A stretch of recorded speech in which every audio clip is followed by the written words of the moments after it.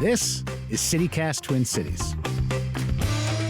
I'm Sean McPherson, and here's what the cities are talking about. Today, we're revisiting a conversation where we talked to an attorney from the ACLU about automated license plate readers in the Twin Cities. We thank you so much for your support. We can't wait to bring you more information and conversation about the cities you love in 2026. New technologies are often described by saying they are like old technologies, but on steroids. And the comparison works, but with AI, the risks are exponentially greater. It's not being on steroids, it's something much worse. And today we're speaking with Alicia Granzi, an attorney from the ACLU Minnesota, talking about ALPRs, aka automated license plate readers. And you'll also often hear this technology referred to as flock cameras. They're the leading brand in this space. And I would tell you to imagine a world where a network of cameras could track your movements with exacting details, and that then those details could be used to incriminate you or simply just to stalk you. But you don't need to imagine. That is reality. Alicia Granzi, thank you so much for joining CityCast today. Thanks, Sean, for having me. It's a real pleasure. I bet we will talk about some things that are not a real pleasure, because there's some tough things about this conversation. But I do want to foreshadow there's a light at the end of the tunnel, in my opinion, because the ACLU actually has put out some good principles that I find reasonable and relatively accommodating. And I'm looking forward to running through those a little bit later in this conversation. But first, we got to get a bird's eye view about these cameras. If you go to the website dflock.me, there's reports of over 300 cameras already in use in the Twin Cities. And as mentioned, these capture very quick photographs of automobiles, including license plate information, but also sometimes like bumper stickers, hubcaps missing, etc. For folks who are all hearing about this for the very first time right now, Alicia, what should they know about these cameras and how they're being used?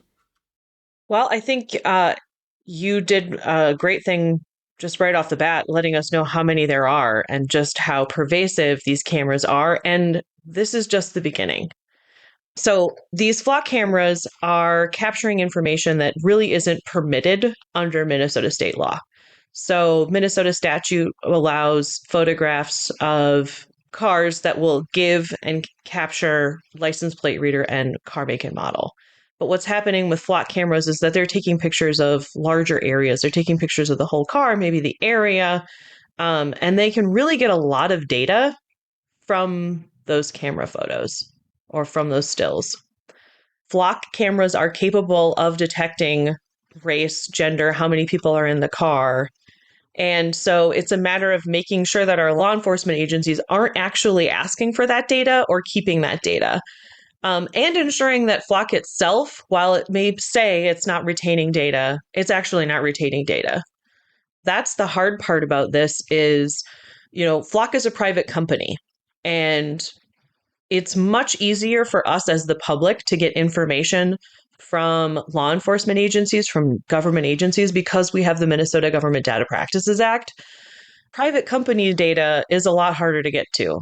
So we can ask for audit trails from the government. That's something that's also required under Minnesota statute, but we just don't have the same ability to get data from Flock as we do from government agencies. One picture of one license plate could be comparatively innocuous. It's not even your social security number. It's something that's relatively visible as you're traveling around this world. But there's an idea that when there's this network of cameras and many of these networks talk to one another, those individual photos become a lot more powerful in stitching together a story of where you went on a particular day, perhaps even who you went with and what you might have been up to. So why is sort of the plurality of these cameras collectively taking these pictures of license plates and more details about the cars much more nefarious than just a single photo of one license plate? Well, I think, Sean, you really hit the nail on the head there. I mean, the cameras can track your location for hours, days, months. The Minnesota statute allows for data collection to be stored for up to 60 days. So presumably, a law enforcement agency could be tracking your movements for up to 60 days. They could go in and say, where has Sean McPherson been for the last 60 days? And they would know. And so this was not possible before all of these cameras, before all of this surveillance, unless a law enforcement agency engaged in very intensive personal surveillance. And usually, in order to get that level of surveillance, you would need a warrant. And you'd presumably be engaging in this surveillance for, again, I'm going to use the word presumably, for investigating serious crimes. But here, all of that data is just at the fingertips of government agencies without there needing to be this kind of requirement that it be a serious crime, and they're really investing resources in it. The statute does have a requirement for a warrant, but I have pretty good idea that that is not something that's actually happening. Now, Minnesota has the State Patrol from Minnesota says they get rid of the data that they gather within 48 hours, which seems to be A, one of the only state patrols that has a policy, and B, one of the quickest deletion rates for that. Now, I'm concerned about what's happening all around the world and certainly all around the country. For you, is there any comfort in the fact that Minnesota State Patrol, of the data they do access, deletes it after 48 hours? Is that a relatively acceptable policy? It's better than our current state law, and it's better than Flock's own policy. Is it a good policy? No. I think when you're asking what a good policy would do, and we think about what is law enforcement doing with this information, what do they need it for? Essentially, what they're trying to do is determine whether a car is stolen or has some other hit, like an Amber Alert or a wanted person in relation to that. So how long do they need data to be stored with when that information can be obtained in seconds? New Hampshire has a law that restricts data retention to 3 minutes. So I think that's probably a good law. A best law, maybe 30 seconds. General questions that I ask when law enforcement want to use a technology is, how much does it cost? Not just in money, but in resources and to our privacy. What is it doing? And is it the least restrictive and most reasonable way to accomplish their goals? And, who has access to the information? And I think, generally speaking, flock camera use by law enforcement isn't hitting any of those criteria in the right way. They're keeping the data for too long. They're using it for other purposes. They're sharing it with people that they shouldn't be sharing it with. And, we should all just be really careful about what we allow our law enforcement to do.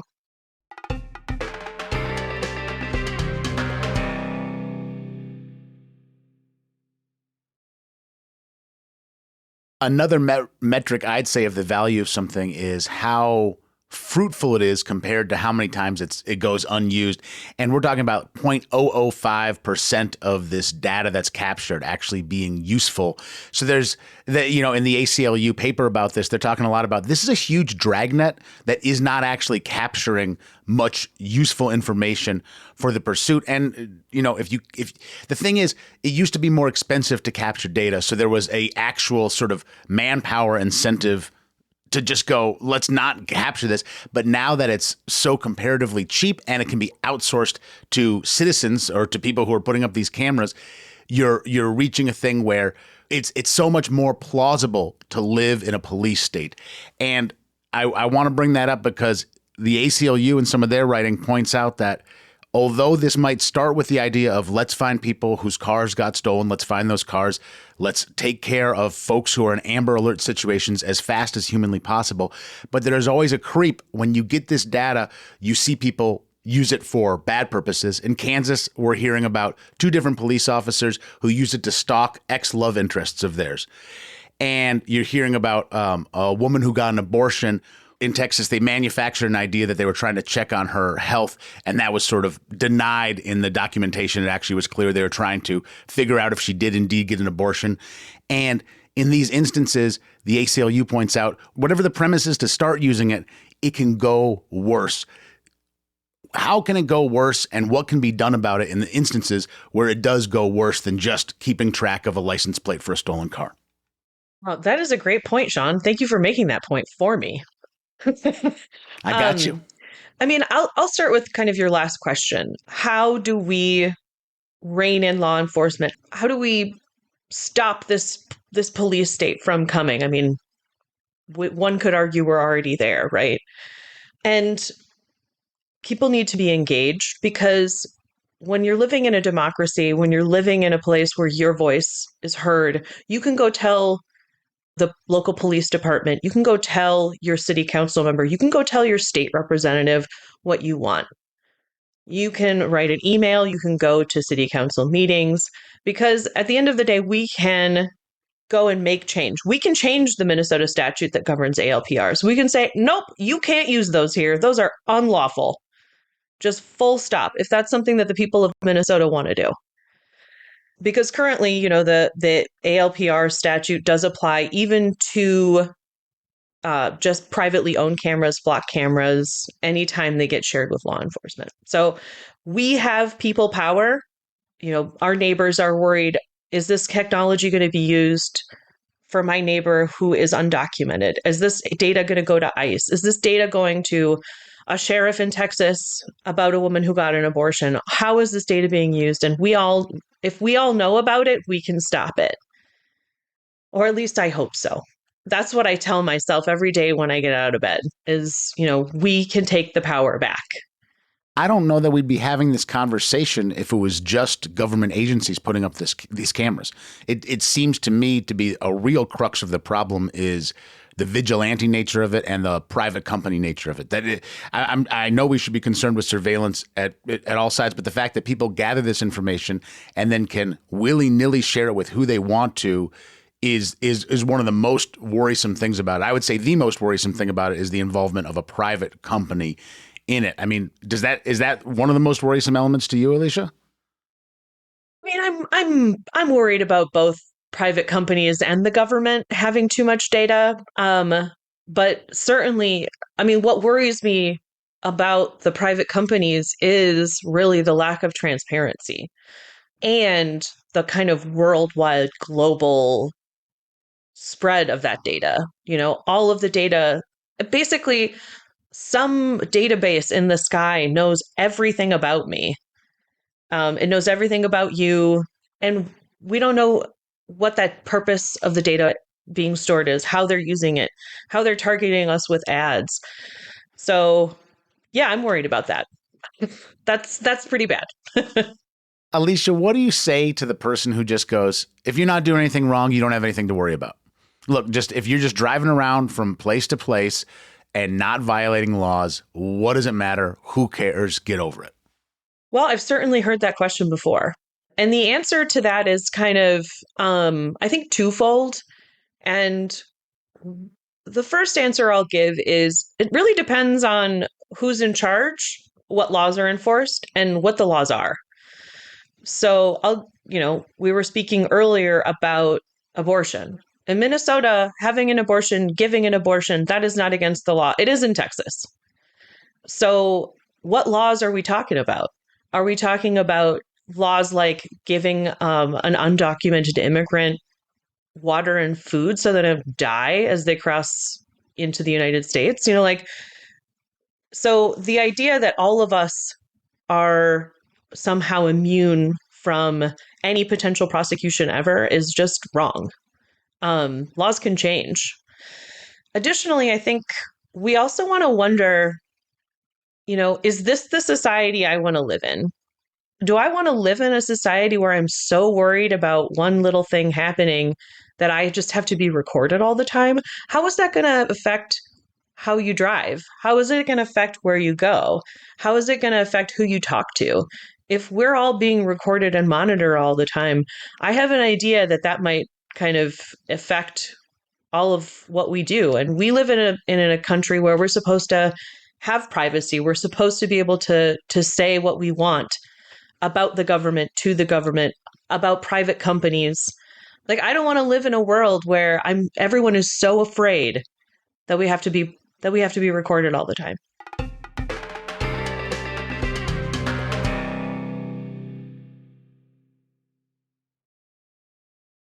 Alicia, I am happy to report that I see a small light at the end of the tunnel, this tunnel where they probably took 15 photos of my license plate on the drive through the tunnel, but I still do see this light, and this comes from the ACLU's principles for this technology going forward.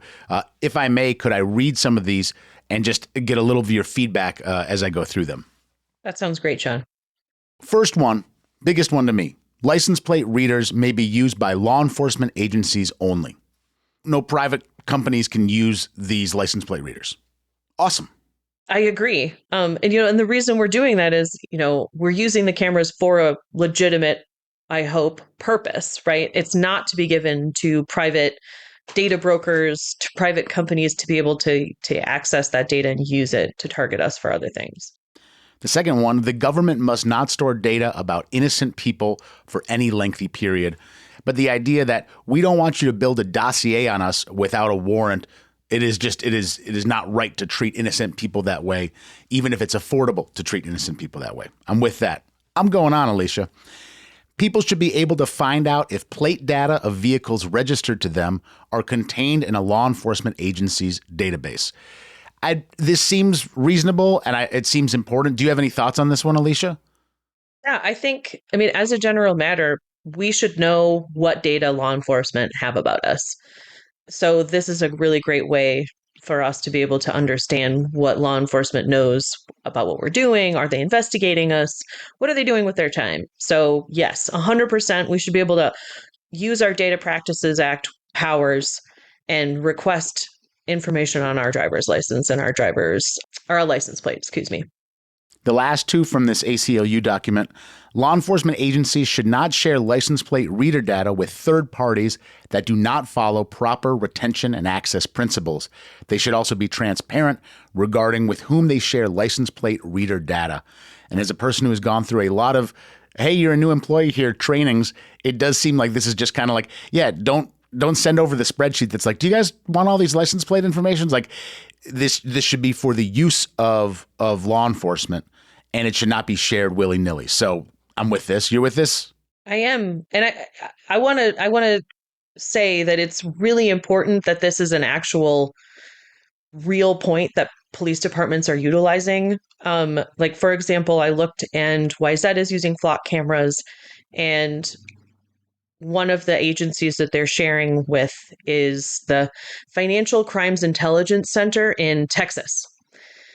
I'm not sure why YZ PD is sharing license plate data with a federal intelligence center in Texas, but that's what's happening. It is on their website, but why are they sharing it with that agency?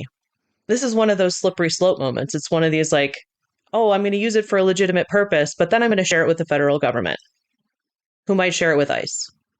That slope doesn't even seem that slippery. That just seems wrong. Like it also just seems very cavalier. Like, shouldn't there be some layers between YZ and Texas? Like, do they have to send it to a county, or at least I'm glad you bring that to light, but that is worrisome. And I know your question is rhetorical, but I have no idea why they would share that information with one particular organization in Texas. The last one from this list from the ACLU says any entity that uses license plate readers should be required to report its usage publicly on at least an annual basis. And that is something I did see in the ACLU's PDF that a lot of states were complying with, going, we'll tell you what's been going on and we'll share this information. I'm sure not all of them eagerly, and I'm sure not all of them thoroughly, but this does seem like common sense that if you're going to gather this data, we should be able to know how you're using it on an annual basis. Yeah. The government is for the people, by the people, and the government should be sharing its activities. When they're accessing license plate readers, we should know when they're sharing data. And I honestly think that it should be in a report that's easily accessible, posted online every year. It shouldn't fall on the people to have to think, how do I request this data? This should just be out there.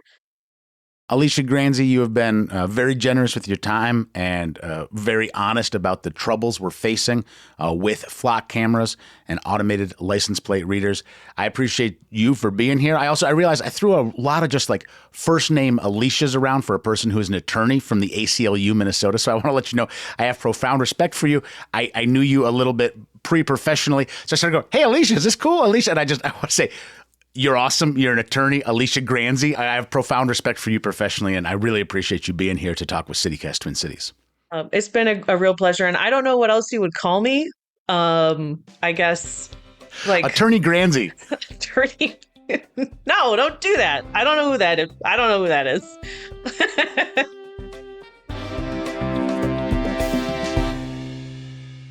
That was Alicia Granzi, attorney for ACLU, Minnesota.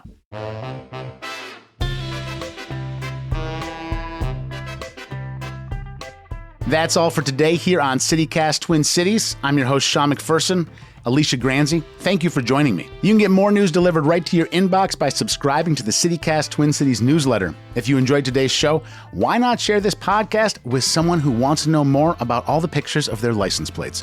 We'll see you back here tomorrow for more news from around the city.